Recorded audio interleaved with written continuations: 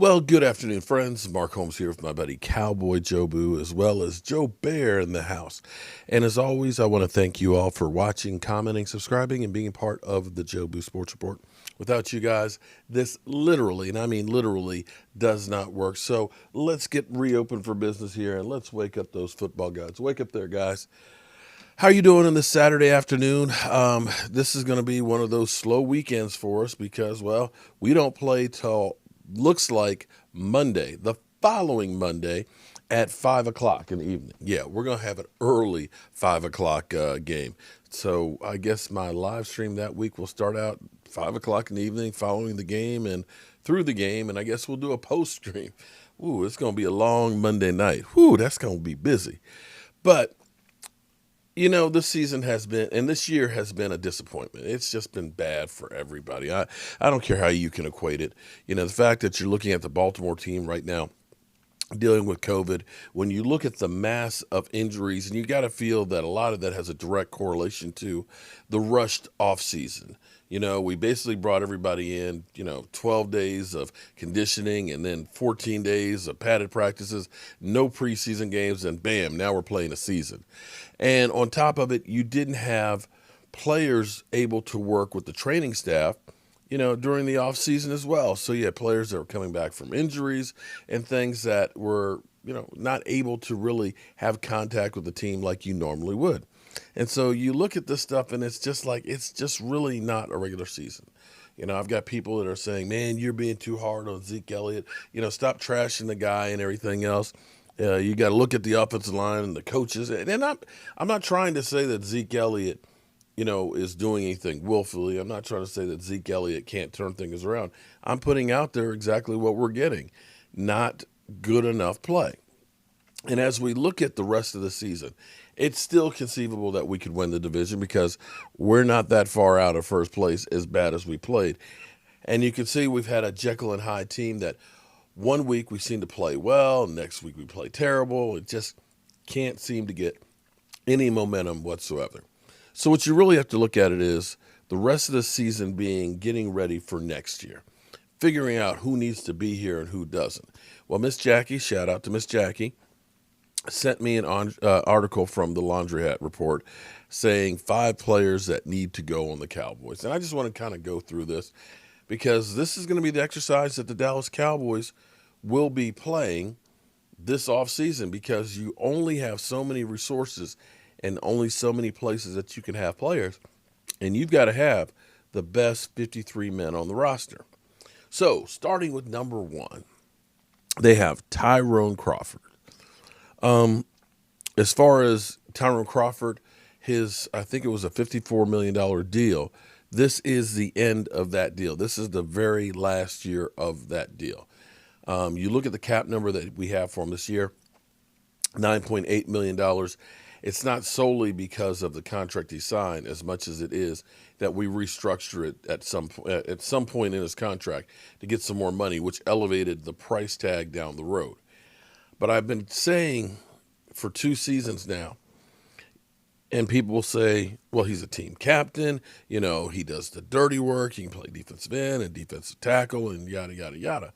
But for 2 seasons, I said, if you're the Cowboys, you have to look at contracts like Tyrone Crawford because you're looking at $9.8 million. Had you cut him 2 years ago, you would have saved $8 million and not have paid 9.8 this year. So in essence, you could look at this and say, keeping him the last 2 years cost you over $19 million. And that was one of those ones I was kind of like, you need to look at this situation. He had 1 solo tackle. I think he's got 2 solo tackles on the year. And clearly, coming back from the double hip surgery, it just was not good. And you look at it and say, yeah, we're not going to re-sign him. Okay, so that's an easy one to go with. Next on the list, they have Jordan Lewis.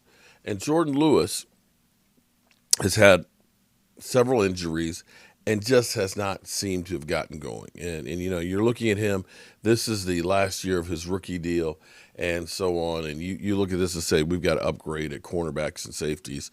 And that one's kind of, yeah, okay. I think he's one of many in the secondary that won't be back next year or won't be re-signed. So that's one of those ones you just don't re-sign him. It's easy. Next on the list, Chris Jones. It's a punter. It's a kicker. Okay, that's easy to go ahead and say. Chris Jones is injured right now. You like to say that you don't lose players to injury, but the reality is you can lose your job to injury at any point in the NFL. That's just the way it is. Chris Jones has been up and down. Again, it's a kicker.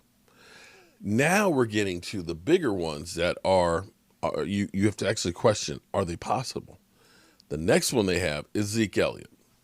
Sorry, you can't do anything with Zeke Elliott. And I'm not saying that Zeke Elliott can't be productive. I think we've got a whole multitude of things that are going on.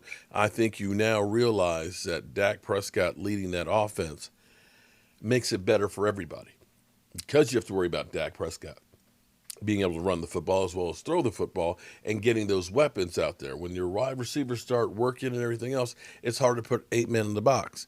And what we have to realize is with this offense that we need all the pieces together to really be that hydra, that multi-headed beast that you got to worry about Zeke. You got to worry about Amari Cooper, Michael Gallup, and CeeDee Lamb, that you cannot literally load the box and stop Zeke Elliott. And a lot of times that's what's happening. Now, Zeke, of course, has had 6 fumbles, 5 of which have been lost, which have been game changers. And the offensive line has been completely in flux. Again, I don't look at this and say, it's all Zeke Elliott's fault. He just can't run the ball anymore. You got to look at it and say, we can't open up the holes for Zeke to run through there. And Zeke got spoiled some of those years where that offensive line is just opening up tractor-trailer holes for him. Excuse me, I'm sorry. I just have not been, since my brother died, I've just not been sleeping at night. I guess keep tossing and turning. And I just feel tired, but I can't sleep. It's just crazy. So forgive me for yawning. I know that's not professional, but then again, this is the YouTube. And the problem with Zeke Elliott's, of saying goodbye to Zeke Elliott or them saying he needs to go, you can't. You're talking about $23 or $24 million in dead money to let him go. It's just not going to happen. That die is cast. Finally, we get to Jalen Smith. What's crazy is after we drafted him in the second round, he had that first year starting, he had the drop foot, and you could see that he had the instincts, but he didn't have the wheels that could go. He was a liability in pass coverage. And you looked at that and said, it's a great story that he made it back, but, is this as good as it's going to get? And here come then the next year. And he played lights out. He played great. He was doing the swipe, and it was incredible because he was really looking like he was going to be a beast. And he had alongside of him Van Der Esch, the wolf hunter and the predator. And you're like, yeah, we got the 2 best young linebackers in football. And now it seems like Jalen Smith and Van Der Esch are going in opposite directions. Van Der Esch is getting better each week right now. Right now, you actually have to look at Jalen Smith and say, you're regressing. Now, again, this is another one of those problems. Cutting him only saves you $400,000. You're going to eat the contract. So you don't look at him and say, he's not coming back next year because, again, you're only saving $400,000. That's chump change in the NFL. So I don't see him going anyplace, but you could look at his play. I want to at least read some of these statistics that they had. Let me see. That's college. Jalen Smith is scheduled to make a salary of $9.8 million in 2021 after he inked a massive $64 million contract extension last year. If the Cowboys do release him this offseason, it will cost them millions in dead cap space to do so. That fact alone keeps him playing with the Dallas Cowboys, and the team simply hope he'll overcome his downfall and basically he'll improve. highlighted some of his best traits in college was being a superb tackler as well as excellent pass covering linebacker with tremendous instincts and great read and react skills. Yet these are the very things a fifth-year defender has struggled with this season. That's the truth.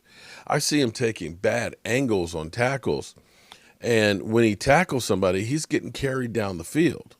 He's not delivering the blow. It seems like he's slow to react on plays. He gets sucked in and can't get back out of it.